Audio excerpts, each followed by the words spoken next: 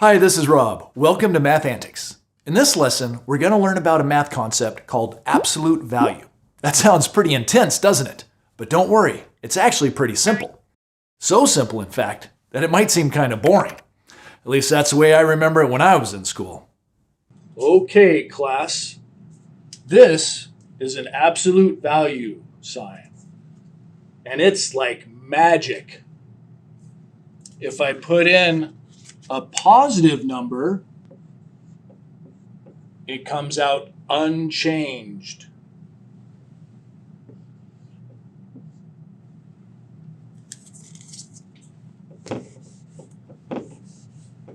But if I put in a negative number,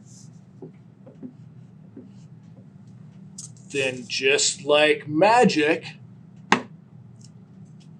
it comes out positive. Any questions?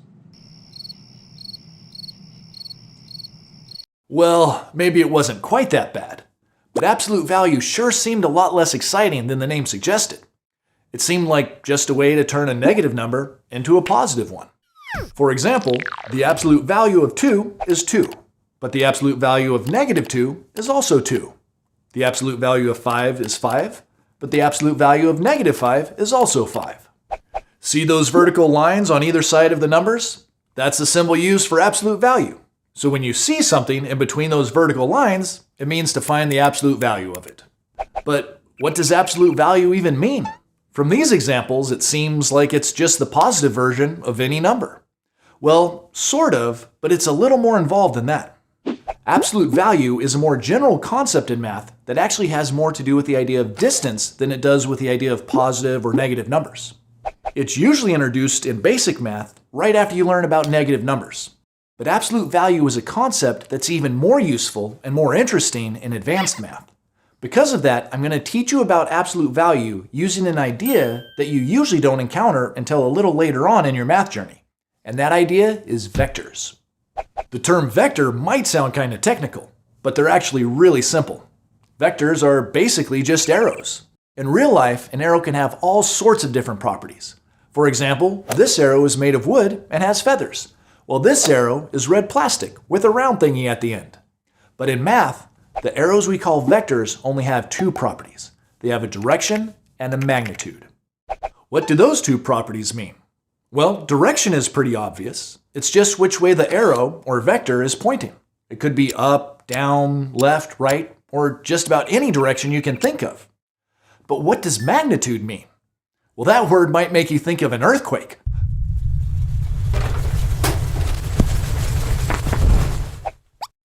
Whew. Actually, magnitude is just a fancy word for the amount, extent, or strength of something, like how strong an earthquake is, or how bright a star is, or how heavy an object is. In the case of a vector, you can think of magnitude as being the length of the arrow. To see what I mean, let's use the number line to measure some vectors. This vector has a magnitude, or length, of 2, because it starts at 0 and ends at 2. And this vector has a magnitude, or length, of 5, because it starts at 0 and goes to 5. Okay, so we know the magnitudes of these vectors, but what about their directions? Well, they're both pointing to the right on your screen, and since we're using the number line as our reference, they're pointing in the positive direction, right? But what about this vector here? It starts at 0, like our other vectors do, but it ends at negative 2, and the arrow indicates that it's pointing in the exact opposite direction from the other two vectors. It's pointing to the left or in the negative direction of the number line. So what do you think its magnitude is? For those of you that said 2, you're right. Even though the vector is pointing in the negative direction, its length is still a positive number. Its length is 2, just like this vector that's pointing in the positive direction.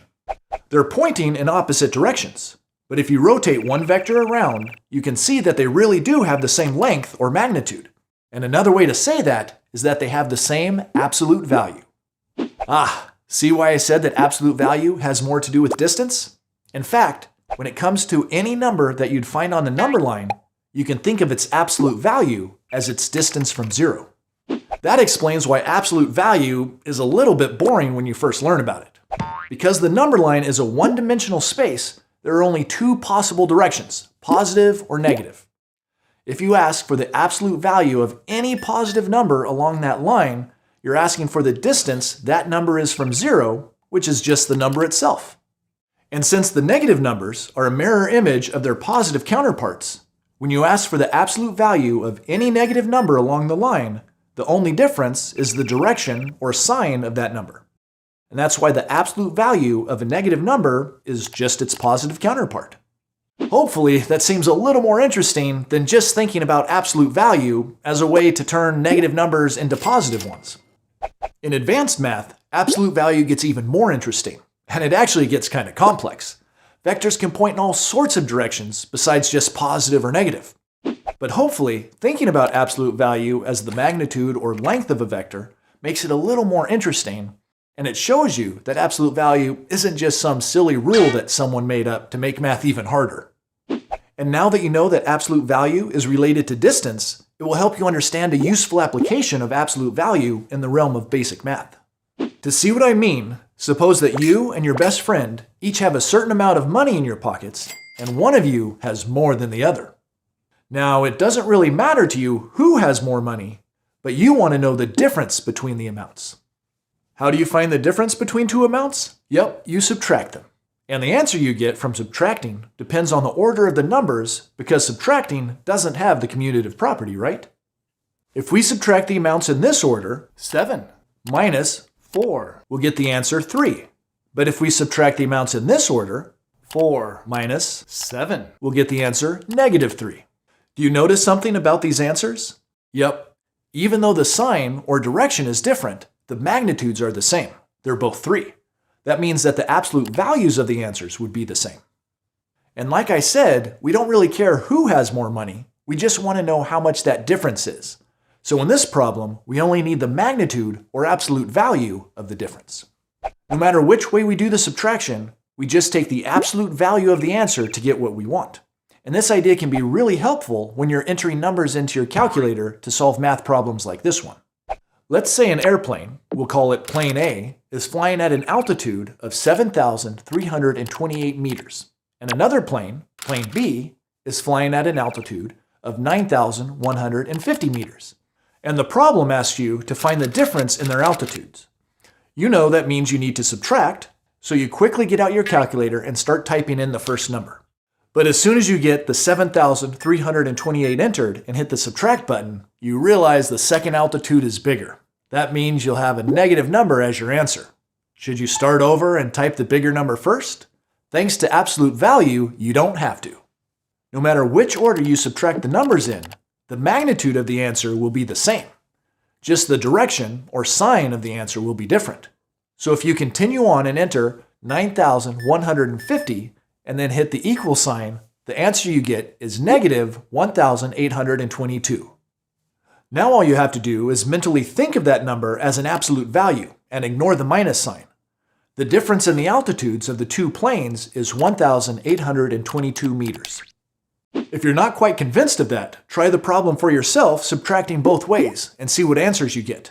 In one case, you'll get 1,822, and in the other, you'll get -1,822. So now you know that in its most basic form, absolute value is just the distance between a number and 0 on the number line. And you've also seen how it can be helpful when you want to find the difference between two different numbers, regardless of which is greater. In that case, the absolute value represents the distance between those two numbers. The last thing I want to show you in this video is how to handle a couple situations involving absolute value that you might encounter on tests when evaluating mathematical expressions. For example, what if you're asked to evaluate this expression involving absolute values?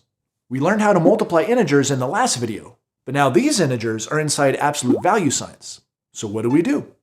Well, when it comes to order of operations, absolute value signs are similar to parentheses, which means that you need to take care of them first before you start working on the other arithmetic operations. So in this problem, before we can multiply the integers, we need to take the absolute value of the numbers first. The absolute value of -3 is 3, and the absolute value of 5 is 5.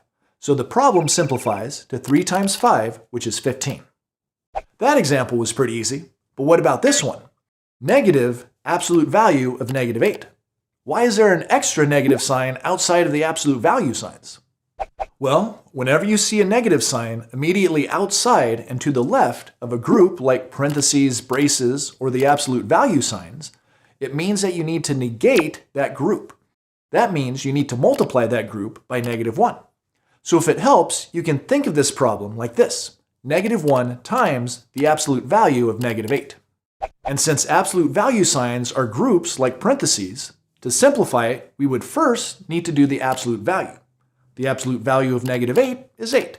And then we multiply that by -1, and we get the answer, -8. That seems pretty simple too. But I want to use this example to point out an important difference between parentheses and absolute value signs. It's a difference that can trick you on a test if you're not careful. Let's see the expression we just simplified side by side with a similar expression that has parentheses instead of absolute value signs. In both of these cases, the negative sign outside the group is telling us to negate the group. That means multiplying it by -1. But there's a very important difference between the two expressions. The order of operations rules tells us to do things that are inside of groups first, right? But there's nothing to do inside the parentheses. It's just a -8 hanging out inside of them. And the parentheses themselves don't tell us to do anything. So this expression is just asking us to multiply -1 times -8, which is +8. But in the case of the absolute value signs, while they do function like groups, they aren't just for grouping like the parentheses are. They're also telling us to do something to whatever is inside of them. What are they telling us to do? They tell us to use the magnitude of the number inside, which would be +8.